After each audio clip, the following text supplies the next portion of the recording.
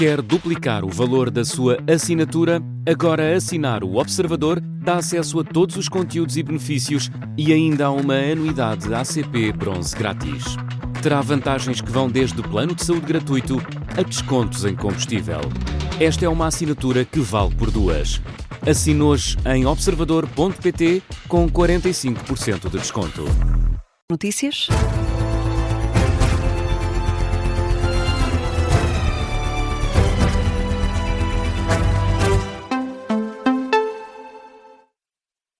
Jornal das 5 com a edição da Laura Figueiredo e começamos pela atualidade internacional.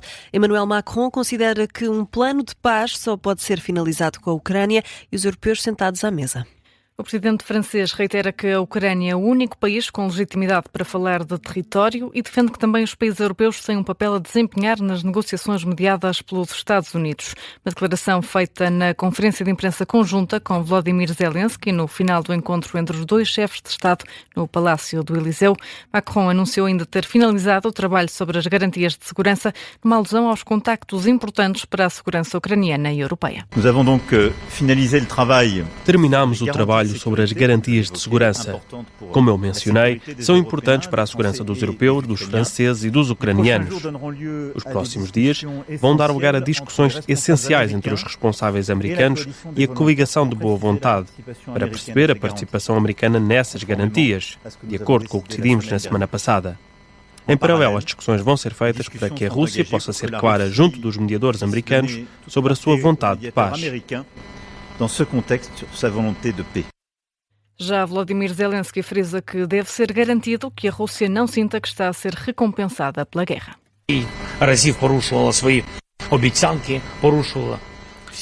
Precisamos de garantir que a Rússia não saia a ganhar e que não receba uma recompensa pela guerra. A guerra não deve ser uma questão de lucro para que outros não repitam esses passos. O agressor deve pagar pela agressão. Російського повномасштабного вторгнення. Ударні дрони, ракети значно сильніші, значно масованіші. Depois do encontro com o presidente francês esta manhã, Volodymyr Zelensky tinha já reiterado que a guerra deve terminar o mais rapidamente possível. Zelensky aponta que muito depende agora do envolvimento de todos os líderes. Durante o encontro desta manhã no Palácio do Eliseu, os dois chefes de Estado conversaram com líderes europeus e com negociadores americanos e ucranianos. Para amanhã está agendada uma reunião entre o enviado dos Estados Unidos, Steve Witkoff, e Vladimir Putin em Moscou. Na atualidade nacional, o Governo espera que os serviços mínimos sejam cumpridos na greve geral de dia 11 de dezembro. A Ministra do Trabalho diz que para já não há razões para avançar com uma requisição civil. Até porque é algo que o Governo não pode fazer antes de verificar se os serviços mínimos estão ou não a ser cumpridos. O Sindicato Nacional do Pessoal de Voo da Aviação Civil já disse que não ficaria surpreendido se o Governo avançasse com uma requisição civil, rompendo com os serviços mínimos que estão a ser negociados. Críticas rejeitadas pela Ministra Maria do Rosário Palma Ramalho. Em Bruxelas, a Ministra do Trabalho assegura que o diálogo com os sindicatos continua. Estranha um pouco essas declarações, porque ainda no ano passado nós, no lapso de tempo mais curto sempre, concluímos um acordo também que envolveu a UGT.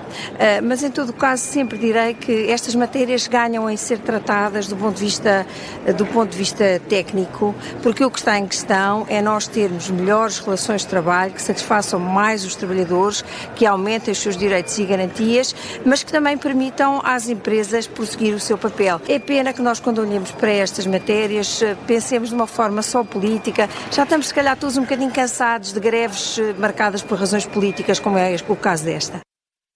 A Ministra Maria do Rosário Palma Ramalho, em declarações aos jornalistas em Bruxelas, deixa ainda um aviso, espera que os serviços mínimos sejam cumpridos de forma criteriosa para tornar desnecessária qualquer requisição civil. E o Ministro da Defesa anunciou hoje o maior investimento de uma vez só nas Forças Armadas. Um investimento de quase 6 mil milhões de euros. Em causa está a candidatura formal de Portugal ao Programa Europeu de Empréstimos para a Defesa SAFE, aprovada na sexta-feira em Conselho de Ministros. Esta manhã, nas cerimónias do 1º de dezembro, na Praça dos Restauradores, em Lisboa, Nuno Melo detalhou o investimento que promete que vai também alavancar a economia nacional. Ontem lançamos o maior programa de investimento de uma só vez nos 3 ramos das Forças Armadas. 5,8 mil milhões de euros mobilizados para a aquisição de navios, veículos blindados, satélites, defesas antiaéreas, reservas de munições, drones, muito mais, para que as Forças Armadas, dentro e fora, continuem a fazer aquilo que se espera delas ao serviço da pátria e do povo e do lado dos nossos aliados.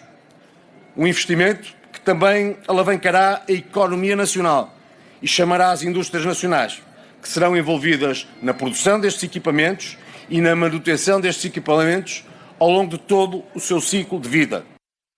Nuno Melo remete para os próximos dias mais detalhes sobre os equipamentos em que Portugal vai investir no âmbito deste programa europeu para a próxima década. A cerimónia do 1º de dezembro contou com a presença de Marcelo Rebelo de Sousa, a última enquanto Presidente da República. Já o Primeiro-Ministro não esteve presente e ouviu por isso críticas por parte de José Ribeiro e Castro, antigo líder do CDS, que diz também sentir-se embaraçado por ter votado na AD. O panorama de declínio dos apoios governamentais não é só de agora. Vem de governos anteriores desde há 25 anos. Tínhamos esperança, porém, de que agora fosse definido um quadro novo. Apesar dos nossos esforços, isso não está a acontecer. O governo responde à indiferença com indiferença. Perdoar-me-ão se vos disser que antes poderia refugiar-me na ideia de que não tenho culpa, não votei PS. Mas agora embaraço-me ao dizer aos meus botões, eu tenho culpa, eu votei AD. José Ribeiro e Castro, que é também atual Presidente da Sociedade Histórica da Independência de Portugal e que discursou por isso nas cerimónias do 1º de dezembro, onde criticou a ausência de Luís Montenegro, conta que encontrou uma senhora que queria levar um presente ao Primeiro-Ministro e que ficou desiludida por não o encontrar. Sr. Ribeiro e Castro, vim para aqui toda contente e já estou chateado. Vou-me embora. Fica aqui com isto e se estiver com o Sr. Primeiro-Ministro, dê-lhe esta bandeira com os símbolos 900 anos. O Sr. Ribeiro e Castro deve ter muitas, mas esta era minha para o Sr. Primeiro-Ministro. E digo também outra coisa da minha parte. Não deve faltar onde faz falta. No dia que representa a independência de Portugal, não vejo coisa mais importante para o Primeiro-Ministro do que estar na celebração da independência de Portugal. José Ribeiro e Castro, antigo líder do CDS, com duras críticas ao Primeiro-Ministro. E João Coutinho de Figueiredo alerta para a necessidade de acautelar a situação de mais de 500 mil portugueses e lusodescendentes que vivem na Venezuela.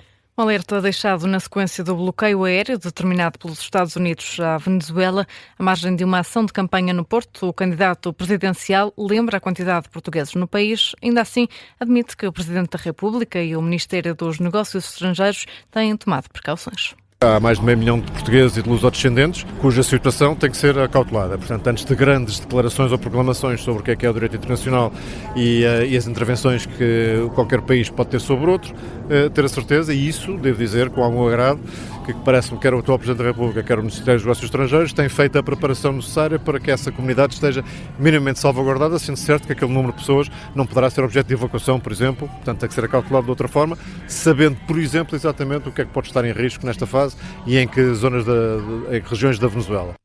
João Coutinho de Figueiredo falou ainda sobre a revogação da licença da TAP para voar no espaço aéreo da Venezuela e deixa críticas tanto ao presidente venezuelano como ao Partido Comunista Português. Acho que é um abuso, mais um de Nicolás Maduro, que é onde já não se surpreende, e que tem conduzido uma oposição interna cada vez mais vocal, incluindo de alguns que no início apoiavam a sua ditadura, como o Partido Comunista Venezuelano, que já fez críticas até ao Partido Comunista Português de não perceber o que está a passar na Venezuela. Portanto, mais uma vez, o nosso Partido Comunista Português a ser muito lento, a sentir os ventos da história e não se pôr do lado certo da história. O candidato presidencial, João Coutinho Figueiredo, apoiado pela Iniciativa Liberal, em declarações aos jornalistas durante uma visita ao Mercado Natal da Cordoaria, no Porto. É assim que fechamos este Jornal das 5.